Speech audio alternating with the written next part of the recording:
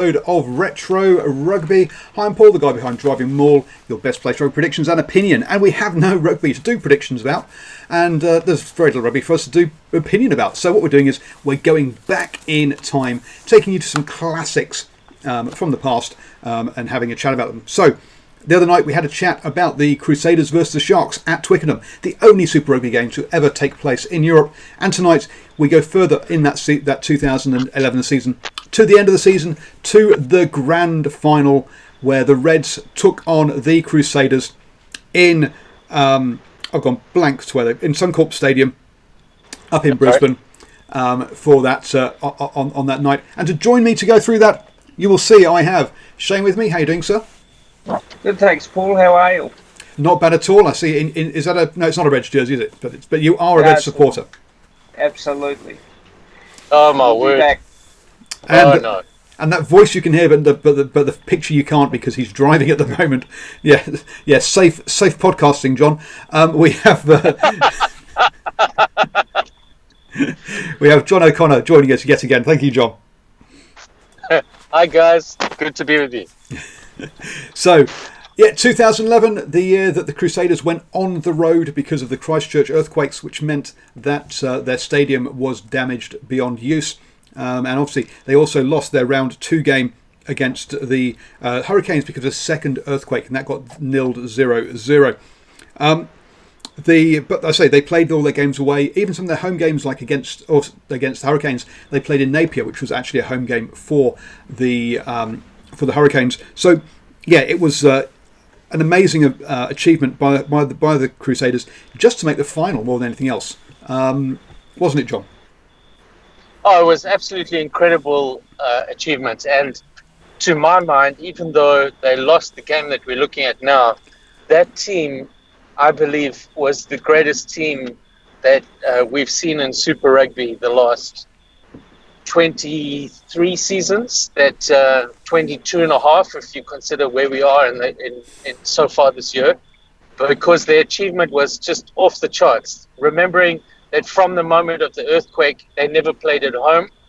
All their games, including ones that were designated as home games, were played outside of Christchurch in the smaller unions, so Nelson, Marlborough, wherever it may be. So they were living away from home, not sleeping in their own beds, constantly on the move, and their achievement was just absolutely incredible.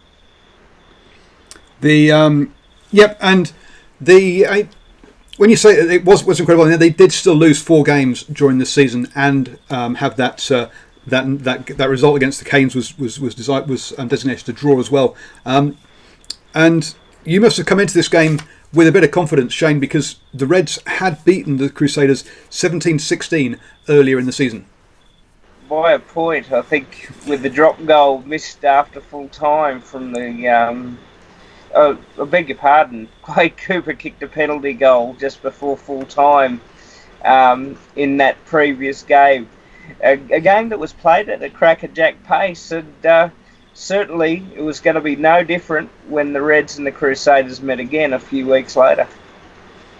Yep, no, exactly. So yes, there was I haven't got the times when they were on here, but Quade Cooper, that last penalty, it's good he made it because he missed the other 3 penalties he had that day. He only hit 1 out of 4 on the old penalties, but which meant they left points out there. But so they could have beaten the Crusaders by a bigger margin, but kicking was to be fallible. Just to run in the run up to this game, because the Reds finished number 1 seed, that meant they got a bye in the first round, whereas the Crusaders beat the Sharks at home 36-8. That earned the Crusaders the right to fly all the way over to South Africa to play the Stormers, who they beat 10-29, whilst the Reds ran rampant against the Blues 30-13 to set up this game. So not only had the Crusaders been on the road for the entire season, they also had to play an extra game more than the Reds coming into this one, and also travel across the Indian Ocean, which, as we know, John... there and back again, yes. As we know, John, that teams across the Indian Ocean just generally don't win games, do they? Yes, so I stand corrected, but there have been 3 franchises ever that have crossed the Indian Ocean and won a knockout match. The Crusaders have done it, I think, 3 times. The Sharks have done it, I think, twice, and the Chiefs have done it once. So whether you're traveling one way, that's the worst direction, of course, is going from west to east. That's the worst for jet lag. Or whether you're going from east to west, which is easier. Don't ask me why, it just is. And even so, across all of these years, 23 seasons, there's been, so let's say 3 for the Crusaders, 2 for the Sharks, and 1 for the Chiefs. So there have been 6 games where a team has traveled across the ocean just before a knockout game, and has won. Now, if you go across the ocean twice, you travel across the ocean, play a knockout game, and then have to go back, you have no prize. So the fact that the Crusaders were as close as they were is, again, remembering that they'd been traveling for, I don't know how many months, 5 months, or living away from home, is just, it's incredible. It's absolutely incredible. The other big things about this game, 52,113 people packed themselves into Suncorp. That was a record for a Super Rugby crowd up until that point in Australia. So yes, back in the days when people turned up and watched, brilliant. But to show how in times Australia, in Australia as well, yes, to show how times haven't changed though. Here are the commentators: Greg Clark, Greg Martin, Tim Horan, and Rod Kafer. So at least 3 of those guys are still doing the commentary for Super Rugby. So yes, 9 years on, we've got the same commentary team. Jobs for the boys, eh? Or jobs for life for some people. And your referee on the night there was Bryce Lawrence. Had a Kiwi referee doing a Kiwi versus Australia versus Kiwi game. Ooh, controversial or what? No, it wasn't Bryce Lawrence who was the referee. It was the South African, Craig Joubert. Sorry, mate. Are you sure about that? Yes, I'm sure about that. I'm almost 100% sure. Really? Right? If I was arguing with a wife, I would of course be wrong. But well, hey, I'll take that 50 quid off you right now then, because it was Bryce Lawrence who was the referee. Bryce Lawrence. Wow.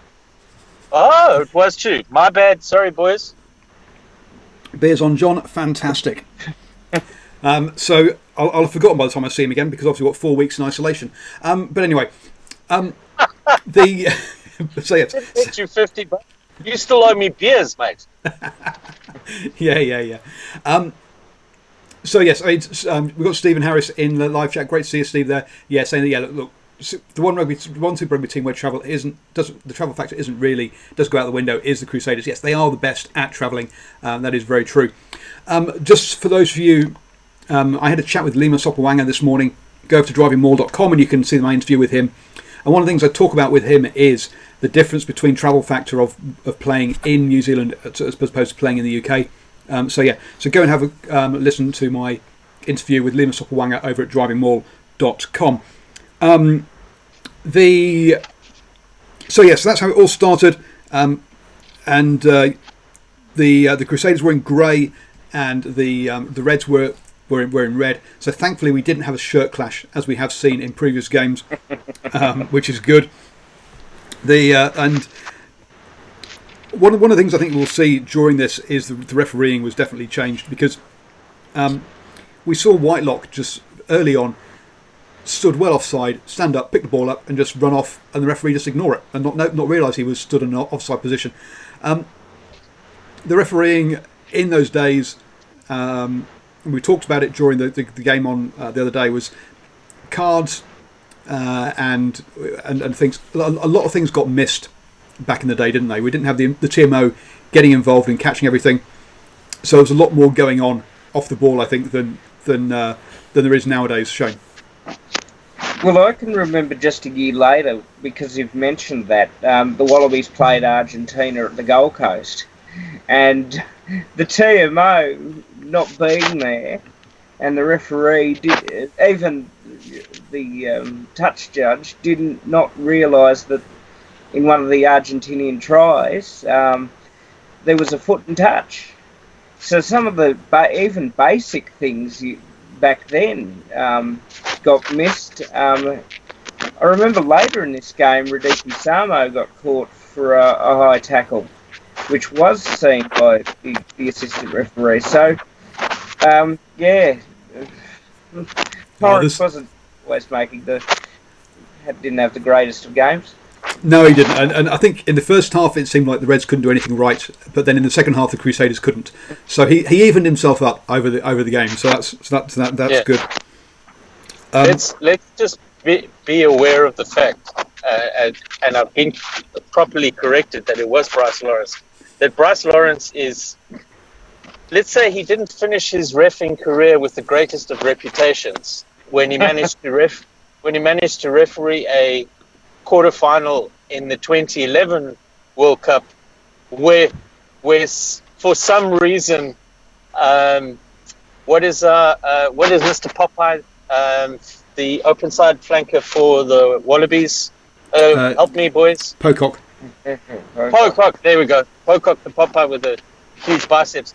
For some reason, he donned Harry Potter's cloak of invisibility, and just completely, basically stole the game away at the breakdown, and engendered hernias all across South Africa. So, he wasn't the greatest when it comes to consistency and ability to enforce the rules. Was old Bryce. Yeah, but he's ended up being the national referee manager for New Zealand Rugby. But there we go. Moving on. Just shake my head, brother. To give you an idea as to how this game was going to go on, I mean, Horwell had 2 turnovers in the opening 4 minutes. Pre-show, Shane and I having a chat, and he was saying basically just how ferocious the Reds' defence was. So yeah, it was. The Reds were in the Crusaders 22 twice in that first 4 minutes as well, and came away with no points. And I think that was going to set the tone for this game. Is that ferocious defence, but both sides butchering opportunities as well, and not coming away with points when they had the upper hand in this game. Shane. Yeah, and some of that comes down to who was wearing the 10 jumper. I love watching him play, but of course I've also pulled my hair out. As you can see, there's not much left. But look, there was some basic, the Crusaders knew how to sit back in defence, because they've done that and they've had that experience where the Reds were trying to flatline things, and the Reds back then in that era really they worked themselves into the game, and they played that old school Wallabies rugby that Ewan McKenzie had played when he was a Wallaby. Throw the ball around, try and punch through the line, and counter-attack where necessary.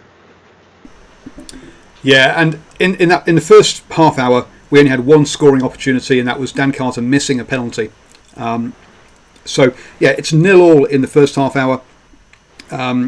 In there, we had 8 minutes of the Crusaders in and around the Reds 22, no points yet again.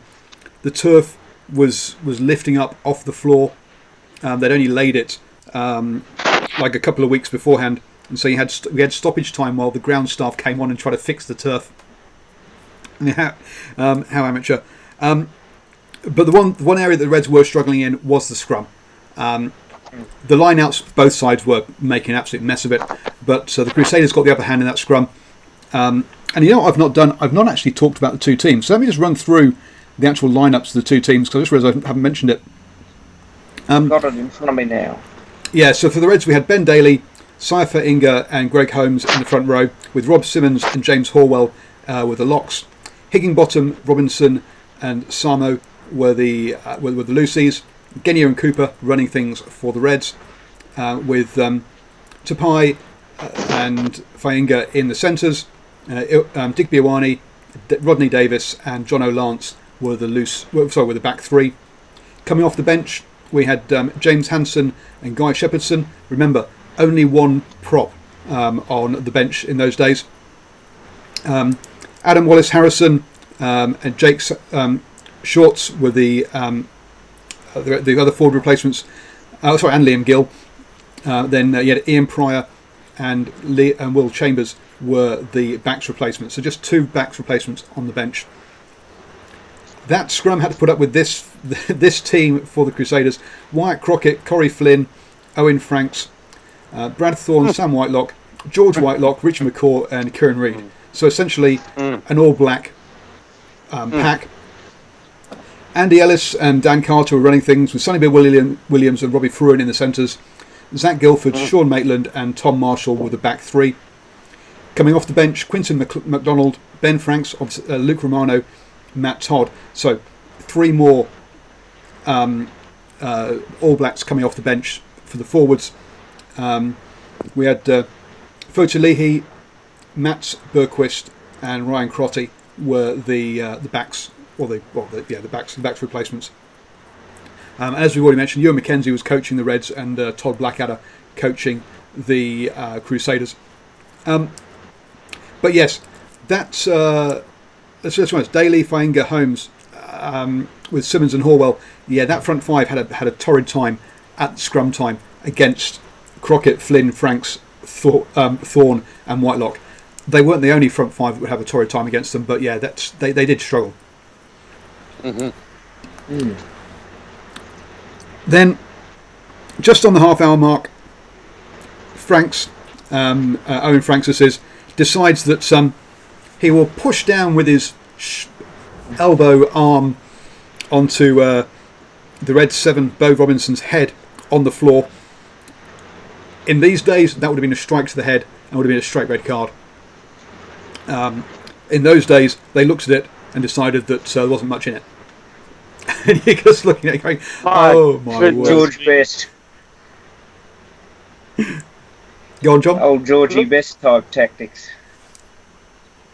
Well, let's be honest.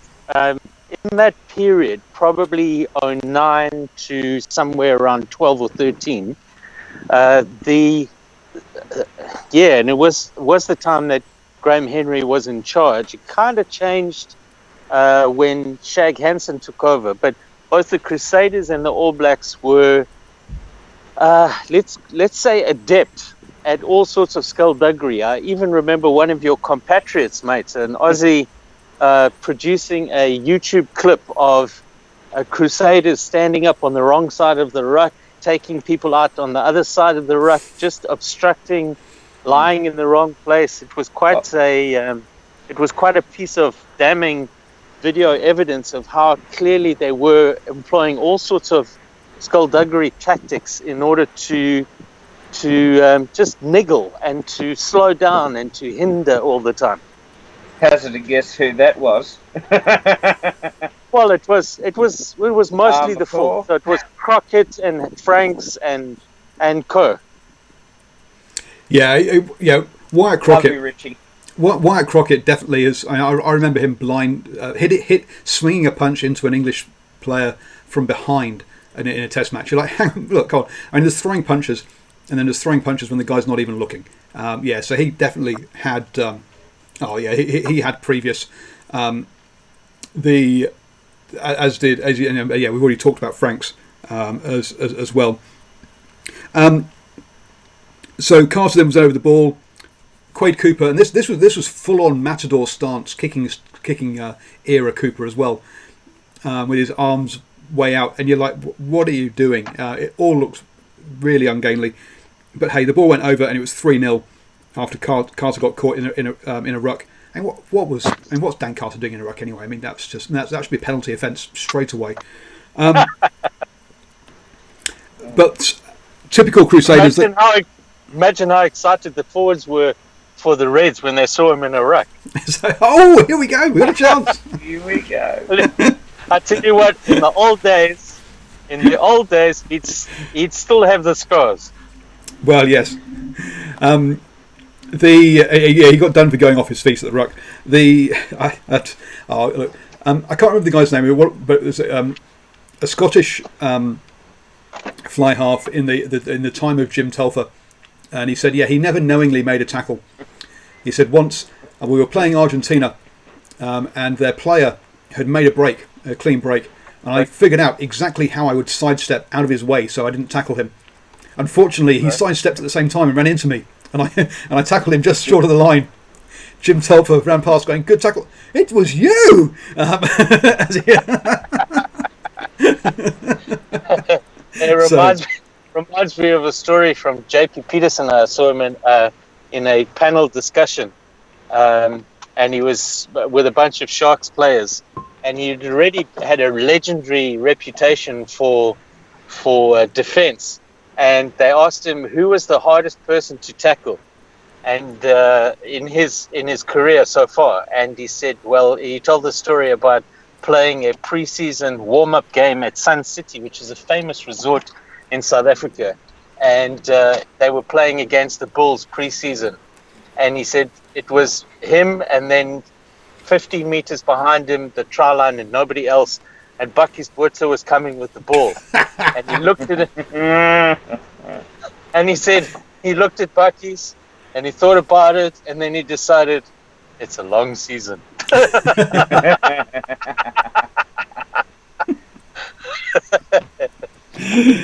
Oh, dear. The Crusaders knew what to do after that, though. They just basically went into pick and go mode. And after 10 of those, the Reds' defence got sucked in. Carter picked up the ball, grubbed it through, collected it himself. Quade Cooper then decided that tackling was something that he didn't do, and allowed Dan Carter to run round under the posts. And even the commentators are like, "You've got to at least tackle him and make the kick at least slightly difficult for him." But no, Quade Cooper was having none of it. Happy just to let Dan Carter run under the posts round him.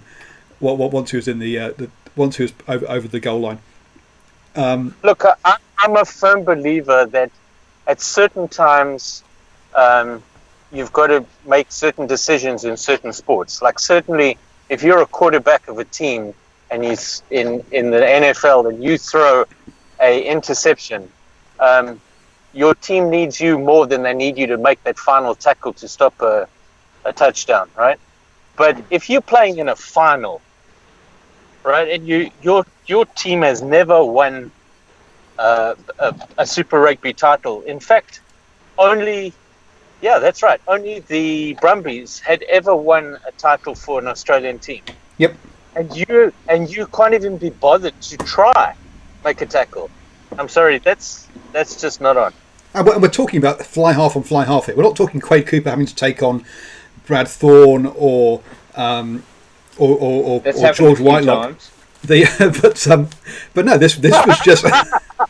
I caught that. That's well done. Very nice. But this is another fly half. He should be. Come on, tackling Dan Carter isn't going to hurt you. Look, it's not as easy as tackling Richie McCaw when Richie McCaw is lying on the ground, but it certainly isn't having a front rower run at him or something. Yeah. So by this time, look, the Reds had been in the Crusaders 22 for 1 minute and 20 seconds. The Crusaders had been in the Reds 22 3 minutes. The Crusaders had been in the Reds 22 3 minutes and 30 seconds, and the Reds had only given up one try. That is pretty good stuff. And we're talking about Brad Thorne and Quade Cooper. Quade Cooper does a kick, he's chasing it, and Brad Thorne just sticks his leg out and trips him up. Absolutely blatant. And what is it? Oh, it's just a penalty. And it's a clear yellow card. It's a professional foul. You've just tripped up a player. Obvious yellow card. The referee just goes, penalty. Quade Cooper gets up, knocks it over, and it's 6-7 at half time. But as I say, the Crusaders could easily have been 2 players down by this point. Well, you're talking about Reuben Thorne, and although he's well thought of and hard man and everything, those were the days where I can remember. Brad Thorne. Thank you, mate. I can remember it was either '08 or '09. John Smith playing against the All Blacks, and Brad Thorne picked him up and dumped him on his head. Right, the ball was gone, so it was late. It was dangerous, and he dumped him on his head. And in the process, he tore John Smith's groin. He had him one leg. He lifted him up one leg. John Smith out for the rest, right, with a groin tear. And I don't even know if there was a penalty given for that. So it would have been a straight red now. Finished. Yeah. Yeah, those were different times. Those were very different times. That's true. But it's, part of doing these retro look backs is to remind ourselves that they were different times. And there's a lot of people who look back with rose tinted glasses, saying how wonderful it was, how great it was. Yes, there were good moments. Don't get me wrong, but there are good moments now. Let's also remember the bad moments as well. I think you've raised a really good point there, Paul, because it's important to remember that a red card after the incident doesn't save the victim. It's already happened. The purpose of the red card afterwards is to protect the players in the rest of that game, as well as all the rugby players around the world who will be playing after that. So if you have a son or a daughter playing rugby and you see that somebody gets a red card like Sonny Bill Williams did against the Lions when he comes in with a shoulder, guy's got his arms trapped and he hits him in the head with a shoulder. If you know that your son the following week or your daughter the following week is going to play and he's in the same position and whoever's coming in knows that Sonny Bill got a red card, that's what you want. It's about protecting what's coming and that message getting out there. Yep, no, absolutely. The game's a lot cleaner than it was. I can tell you, looking back at these games. The second half, then. Well, if I can quote Mighty Mouse McLaughlin, the famous Scotland and British Lions prop, when I've heard Willie John McBride, his Lions captain and captain of Ireland, tell the story that they were at an after-match function after a test at Lansdowne Road, and they were talking about how they used to line up some distance back in the front row, and the two sets of forwards used to charge each other, bang, And Mighty Mouse said to Willie John, Willie John, we were lucky. When we played, rugby was dangerous, and sex was safe.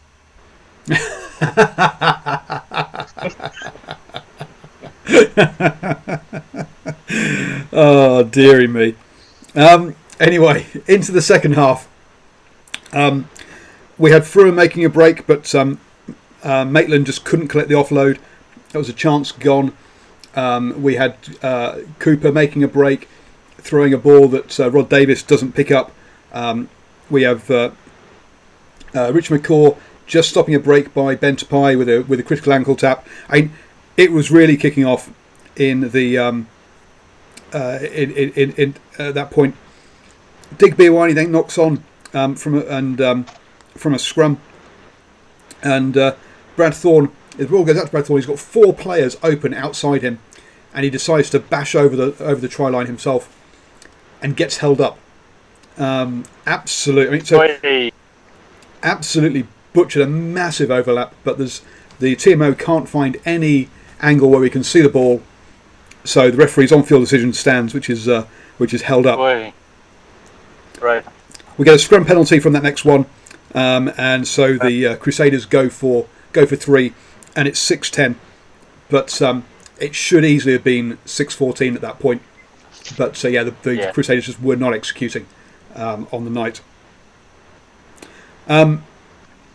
We then had the reason this Reds team was so good, which was Genia and Cooper. Cooper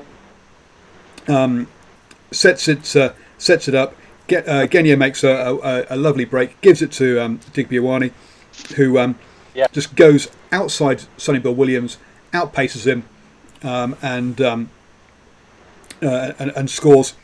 And it's 13-10, and Yeah, I mean, Digby Iwani, a bit of a prat at times. Let's be honest, but boy, he with ball in hand, he was something special, wasn't he? Wasn't he, Shane? He was a speedster, and the try celebrations that he did afterwards just got even better every week. Digby Iwani, a very special player. And as we're talking about memories and reminiscing about this was actually a very good year for Australian rugby. Not only did the Reds win the title, the Wallabies won the Tri-Nations at the same ground a few weeks later, and they finished third at the Rugby World Cup. So some of those sort of memories ever last they last pretty long. And Digby Iwani with that try and that try celebration, he'll explain that no doubt to us, but it was just seeing him sprint down Scunthorpe was just a sight to see off either a Genya or a Cooper pass. Absolutely. We had Higginbottom do a grubber through that Andy Ellis could just tip out, but the Reds then went to lose the line out. The kick? He kicks it through. Ellis had to tap it out, so there was a 5 metre line out for the Reds. They lost their line out. And that was rugby anecdote, Paul. We moved the Reds. And then a silly. But a silly. The Reds had all the upper hand at that point. Silly penalty by Simmons allows Carter to put it over to make it 30-all. Simmons then nearly manages to redeem himself. Interception from like the 20. I think it's something from like on the 10 metre line. Runs it all the way in, scores a try, but gets called back for the most dubious of knock-ons. That I know the commentators. Well, look, they were Australian commentators, but look. This was before Phil Kearns got involved, so they weren't as one-eyed as they are now. But they were. It was a very marginal knock-on that he got called back for. We then had some lovely pulling hair out moments by Quade Cooper, fielding kicks, having 3 men in front of him and trying to step them all, and obviously failing. Just trying to take things on when it just wasn't on. When he gets his decision making right, he's fantastic. When he gets it wrong, though, boy, does he get it wrong. And then the problem with Cooper, if I can just make a comment, because I'm thinking about what happened, because for all the mistakes that he had, he's still some devastating impact in various games. And I think what happened,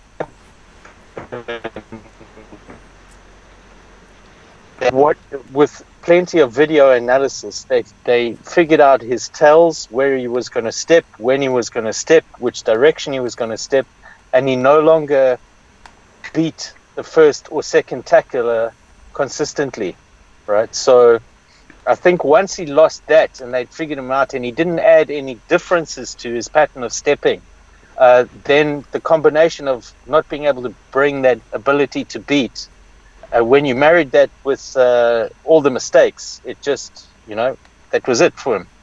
Well, also you got to remember at the end of this year, in the third place playoff against Wales, he goes to step and his knee just gives out, and he does his knee in.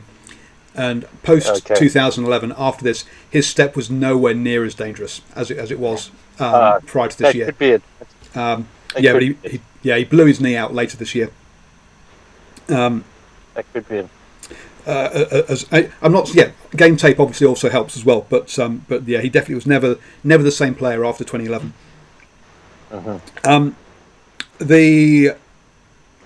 And then Genia, there's absolutely nothing on. He steps out, looks back, sees that the postman's already decided to go with him, steps back inside, goes through the hole, and bang, hands off Maitland to go over and score what was to be the winning try. From a situation where the Crusaders had enough numbers, they were all matched up. It was it was literally nothing on. There'd been a few phases, but they hadn't pulled the defence out of shape in particularly, but just the postman decided to step out when he should have just held the space, and that was all it took in the end. Absolute wow moment. Yeah, go and watch that one. I guess that's one you must have watched a few times, Shane. Yeah, because he blinded them with his speed. They thought they were going to catch him. And it turns out when he started breaking that line, particularly in that last 20 minutes, he put on as much speed as possible and got there well before the Crusaders' defence. And one of the things we do talk about here, we've just been criticising Quade Cooper, but one of the things he does actually in this try is he runs a fantastic support line, which means that both Sonny Bill and Zach Guilford are tracking him, thinking, right, Genya's going to give it, Genya's going to give it, he hasn't. And by the time they realise he's not going to give it, it's too late. And as I say, he muscled in. And it's 18-13 with 10 minutes to go. Cooper has the opportunity to tie it to win the game with a penalty, but he misses it. And yeah, you were watching the last 2 minutes, but my notes for the last 2 minutes go something like this: Samo late hit, which should have been a card. But then he steals the resulting line out. The Crusaders charge down the kick, but they're offside. The Reds then get knock on at the ruck. The Crusaders then knock on. Both sides were out on their feet, knackered, making lots of errors, lots of opportunities for something to happen, but neither of them really had the gas left in the tank to make it happen. And the Reds finished what won their first ever Super Rugby Championship. Their one and only so far. And it ushered in a very special thing for Ewan McKenzie, who I think is sorely missed from Australian rugby today. He had 2 unsuccessful attempts with the Waratahs at beating the Crusaders, and on the third time he got them. And that was a very special Red side. I still believe that the 96 and 99 minor premier sides were better than the 2011 side overall. When you got Horan, Little, Eels, Gareth Morgan, Damien Smith, etc., that puts almost the fear into you.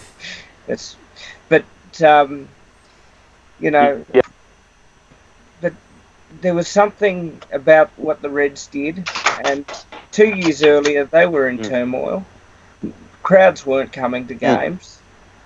They had to do something radical. The next year, in 2010, they beat the Crusaders. They had back-to-back games against the Stormers and the Bulls, which they won narrowly. The Bulls were the premiers that year.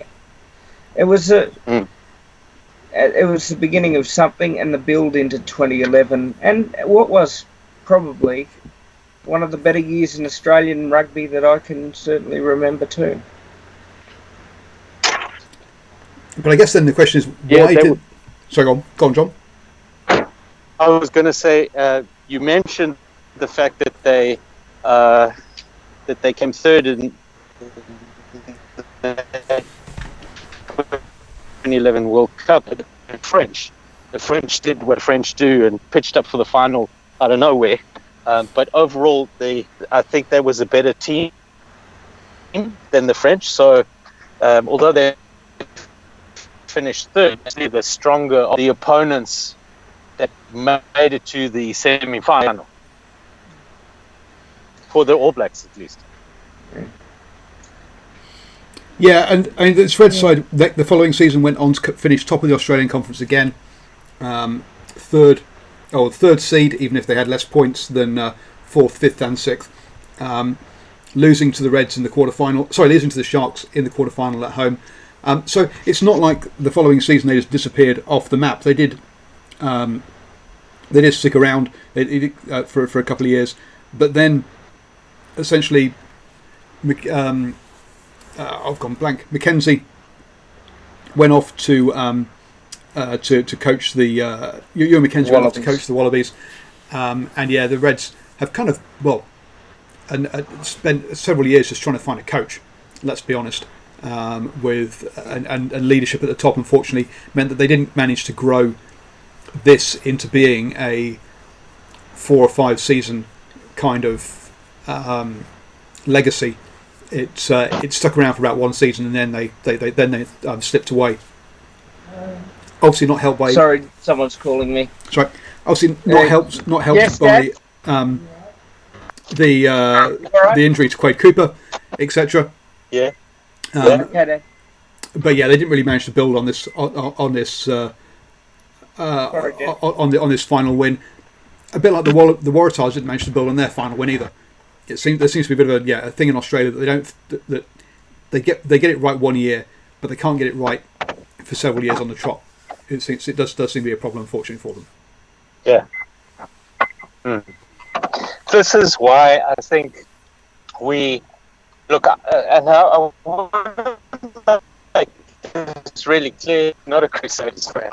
I'm a Sharks boy through and through, and my team has been on the receiving end of some really bad losses. And when I say bad losses, I mean,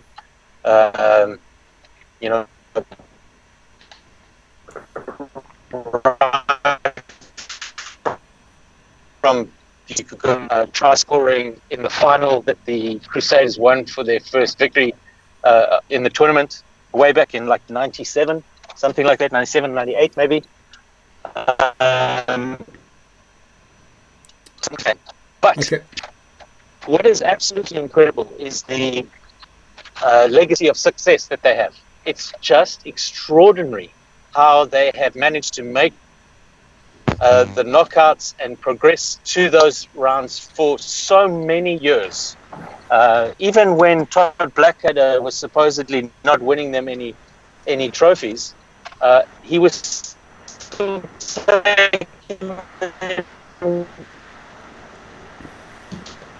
I think we might have lost. It's extraordinary. Yeah, it is extraordinary. John, you're cutting in and out there, but just to. So we've been talking about the 25th year of. So 1996 was the first year that we had Super Rugby, and it's been going. And we're talking about the 25th year this year, haven't we? And if you look at the Crusaders' record, they didn't feature in the finals the first 2 years, but since then they've only missed. They were useless the first 2 years. Let me tell you. They finished 12th, i.e. last, and 6th or mid table in the first 2 years. Since then, though, they have only missed the finals twice, in 2001 and in 2015. Every other year, they have been in the finals. Wow, that's amazing. Which is just a crazy record. So yeah, as you say, even though we think of Todd Blackadder being a failed Crusaders coach because he's the only. I think he's the only Crusaders coach to have not won a title, or maybe one of only two. Maybe the very first coach didn't as well. But he's something like only one of two coaches to have not won a title with the Crusaders. But even he made the finals every single season bar one. Yeah. And that season where they lost this final here, to me, is the greatest season by any single team, and he was the coach. So they may not have got the silverware. But what they achieved, if you consider the travel, as well as the emotional toll of having your family living in a city, or your loved ones, which has been through 2 earthquakes, the second one devastating, you're not sure if they're safe, you're on the road. Just what they achieved was extraordinary. I'm just trying to find when he was coach from and until because I'm trying to think how many finals he made. But he made several finals, so he is still he's still a very good coach with that setup. Even though he didn't say failure is relative. Let's be honest. Yes, and to be fair as well, I think I'm recalling now why I had Craig Jabber in mind. I think that game of 17-16 that they lost in the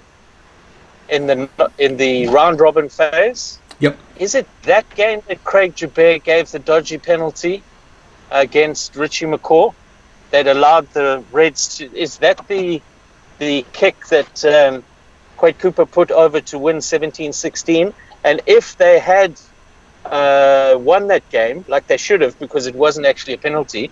Richie McCaw wasn't offside or whatever he was supposed to have done. But if they'd won that game, there were consequences, like the Crusaders would not have had to travel across the ocean and back again. I think it's the Reds would have had to travel, and the Crusaders would have had a home final. It's something like that. So maybe that's where I'm getting a little bit confused. Stuart Dickinson was the referee for that game, but the I'm on a roll. I'm 0 for 2. The teams were separated by 5 points. So yeah, a try bonus point win was the difference between the two sides in the table at the end. So yes, they could have. Yeah, if the Crusaders had won that, and if the Crusaders had won that game, they would have finished definitely ahead of the Stormers, and would have been at home. That's for certain, and would have had the bye. So yes, so they would have. Yeah, it's four down, 4 up. So the Reds go down by 4, the Crusaders climb by 4. Yep. And then they're top. Yep.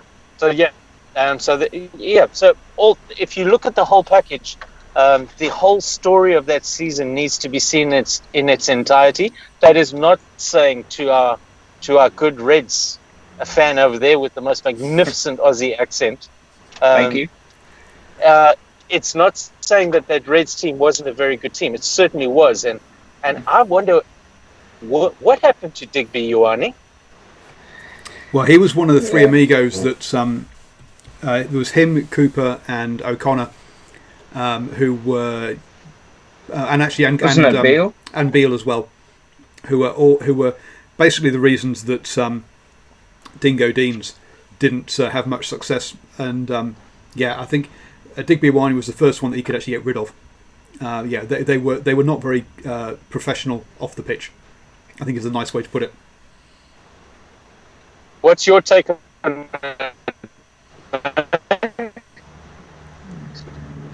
What's your take on Digby Ioane, Shane? Look, I love watching Digby Ioane play because I like characters. I think rugby union should always have its characters. And I know Paul and I and Cornflake Steve, we've all had a laugh about rugby from time to time and made it fun. I know Digby made it fun to watch on the footy field. I guess from Dingo's perspective, though, you've got to also be a disciplined character.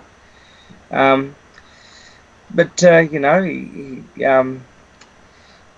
35 caps for the Wallabies, and a Super Rugby trophy tells you he's had a pretty good career in rugby, and I think he played some years in Japan as well, and even was a Crusader for a few games in 2017. So you love watching special talents, but you want to make sure that they keep harnessing that. And that probably sums up Digby for me. Some of the points. I mean, here's how he kind of came into rugby. He was selected for the under-21s for Australia at the age of 8. The age of 18, I think it was. So he spent 3 years playing under-21s for Australia, which shows you how good he was early on. And he toured with the Wallabies before he'd even played a Super Rugby game. Now, if there's a guy that ever thinks he's entitled, the sense of entitlement, you can see where it might come from. Yeah. Yes. Yeah, you can see that. You see, the thing is, guys, there's a difference between being a maverick, being different, being an individual, and being a dickhead. All right? So, somebody like Campese, who is not the easiest of fellas, and certainly, I don't know if he could spell humble, he and could rub people up the wrong way. He didn't behave like well, you know what I mean, when you get too many drinks in you and you start being foul and abusive towards women and looking for a fight and all of this kind of stuff, right? And I don't want to rehash the stuff with Berkeley Beale on the aeroplane with the female employee of the Australian Rugby Union, but it's pretty bad stuff. So you could have somebody who's a maverick, who sticks it up the authorities' and says it like it is, calls a spade, but yet at the same time behaves like a human being should, right? And I think that's the difference. We want to see those kind of characters. We want to see we don't necessarily want uniformity and conformity, but at the same time, you got to behave decently, right? Now, and to be fair to DB Winey, look, he hasn't got that reputation. I think I think he's probably closer to the decent Maverick side than the not nice guy Maverick side. The problem, though, is, one of the things Eddie Jones has said is you can handle one personality in a team. The problem was he was one of 4 personalities in a team at the time, and you just can't handle that much personalities. That many people. As I say, I think he was probably the most expendable of the 4, to be fair, and that's probably why he got selected less than perhaps he would have under other circumstances. Yeah. By the way, he's now with Panasonic Wild Knights up in Japan still, I think. Is he related to Rico? No. Notable no. He's Montiawani, whoever Montiawani is. Okay. All right. He's another international player, but no, not Rico. So there we go, folks. That was the any final thoughts, guys, from the game? Because I think we've probably done everything from 2011 now. No. Thank you very much, John, for joining us. Sorry about the connection, but thank you for joining us, and be safe under this lockdown that we're entering into tonight. Thank you. Mm-hmm.